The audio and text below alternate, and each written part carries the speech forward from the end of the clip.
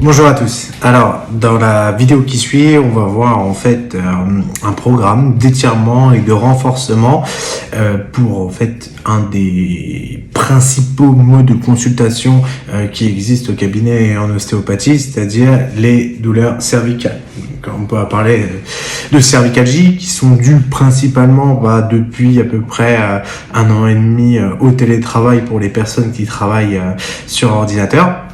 Bon, il faut toujours remettre en place dans son contexte, c'est que les douleurs de cervicales existent depuis de nombreuses années et font partie un peu de ce qu'on appelle le mal de siècle et donc du coup les douleurs dues à la colonne vertébrale.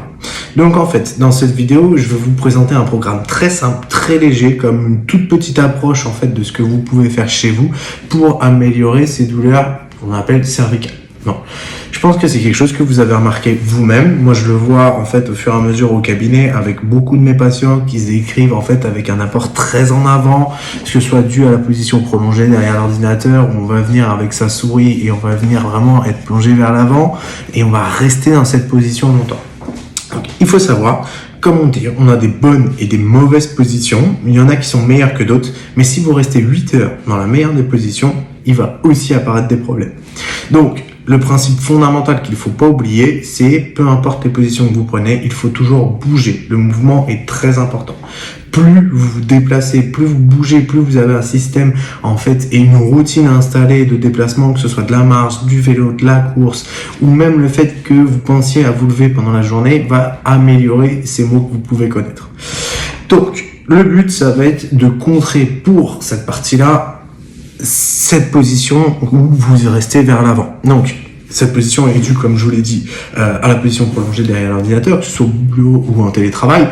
Les avantages du télétravail, c'est que ça a mis en lumière avec des instruments, en fait, plutôt des outils, en fait, que vous avez, par exemple, les sièges qui sont en moins bonne qualité, de moins ergonomiques, ou au début, on voyait des gens sur des tabourets. Au fur et à mesure, c'est encore en train de s'améliorer. C'est l'expérience que j'ai au cabinet, et puis même globalement, où, en fait, on voit que les gens commencent à prendre conscience que leur position, tout au long de la journée, est importante. Donc du coup, faut savoir que les cervicales peuvent être touchées chez d'autres personnes, notamment chez des personnes manutentionnaires ou qui vont avoir, par exemple, je vous donne l'exemple, j'en ai eu un récemment au cabinet, des mécaniciens qui vont garder en fait des positions très longues comme ça, où ils vont être courbés vers l'avant, et ça peut aussi donner de douleurs cervicales. Donc c'est pas forcément quelque chose qui s'adresse à 100% des personnes qui sont derrière l'ordinateur. Ok ? Donc, cette approche-là va être constituée de majoritairement 2 exercices. Honnêtement, il y en a pour 5 à 10 minutes par jour. 5 à 10 minutes par jour, c'est largement acceptable, car si tout le monde pouvait s'étirer et faire des exercices de renforcement pendant à peu près 2 heures par jour, bien sûr, c'est pas possible pour tout le monde. Alors, ces exercices vont être très simples et axés sur 2 muscles principaux et 2 positions principales. Il faut savoir que le pectoral dans les cervicalgies joue un rôle très important. Donc c'est un très gros muscle pectoral, c'est un muscle qui se situe devant, antérieurement, on va plutôt parler principalement du grand pectoral. Donc c'est un muscle qui s'insère en fait sur vos 5 premiers cartilages chondrocostaux, donc qui descend jusque sur vos côtes, qui va venir aussi s'insérer sur sa partie supérieure, sur toute la portion inférieure de la clavicule, vraiment en dessous de la clavicule, donc elle va avoir tendance à la tirer vers le bas, et il va s'insérer aussi à l'intérieur du bras au niveau de la gouttière bicipitale. Donc en gros, quand il se contracte, il va vous ramener vers l'avant. Et qu'est-ce qui se passe quand on vous ramène vers l'avant? Vous avez mal au trapèze derrière, et en fait, quand je dis le trapèze, c'est un ensemble de muscles, c'est beaucoup de muscles qui essayent de résister à la traction du pectoral. Ok? Donc pour le but, c'est ce que je vais vous montrer après. Vous allez voir un peu le positionnement pour bien comprendre en fait où se situe ce pectoral et comment l'étirer. Et ensuite, vous allez comprendre et vous montrer l'exercice, comment le faire. Ok? Ensuite, le 2e exercice va se situer dans votre dos. En gros, le but, c'est de renforcer les muscles de votre dos pour qu'ils vous gardent le plus longtemps comme ça.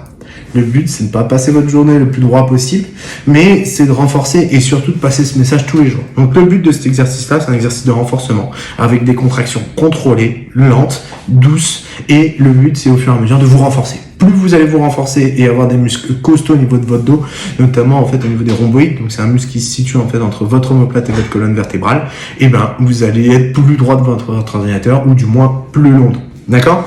Donc je vous laisse découvrir les vidéos d'étirement que je vais vous montrer, et au fur et à mesure, vous allez voir que tout ça va améliorer ces douleurs cervicales pertinentes qui vont venir jusqu'ici.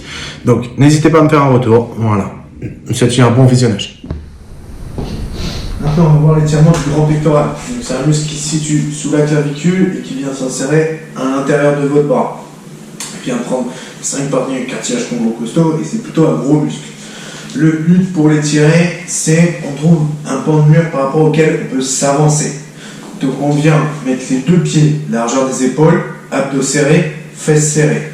On vient aligner tout l'avant-bras sur le mur pour garder et protéger le coude. Une fois qu'on est comme ça, on fait un léger demi-tour pour mettre en tension. On le sent tout de suite ici.